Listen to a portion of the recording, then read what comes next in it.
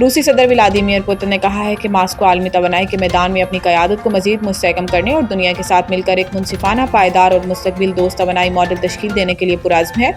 وہ ماسکو میں جاری روسی انرجی ویک 2025 کے مرکزی اجلاس سے خطاب کر رہے تھے، جس میں دنیا بھر سے 80 سے زائد ممالک کے نمائندے، توانائی کمپنیوں کے سربراہان اور ماہرین شریک ہیں۔ صدر پوتن نے کہا کہ مغربی پابندیاں اور روسی گیس سے یورپ کی لاتعلقی نے خود یورپی معیشتوں کو نقصان پہنچایا۔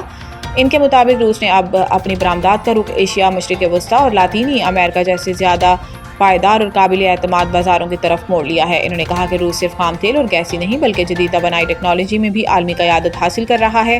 صدر پوتن نے کہا کہ روس اس وقت دنیا کا واحد ملک ہے جو چھوٹے جوہری پاور پلانٹس تعمیر کر رہا ہے اور اگلے 15 برسوں میں 29 گیگا واٹ توانائی پیدا کرنے کا ہدف رکھتا ہے۔ پوتن نے مغربی ممالک پر تنقید کرتے ہوئے کہا کہ ان کی پالیسیاں اب خود ان کی صنعتوں کے لیے نقصان دہ ثابت ہو رہی ہیں۔ تجزیہ کاروں کے مطابق پوتن کا یہ خطاب مغربی دنیا کے لیے ایک واضح پیغام ہے کہ روس نہ صرف پابندیوں کے دباؤ سے نکل چکا ہے بلکہ نئی عالمی توانائی ترتیب میں قائدانہ کردار ادا کرنے کے لیے تیار ہے۔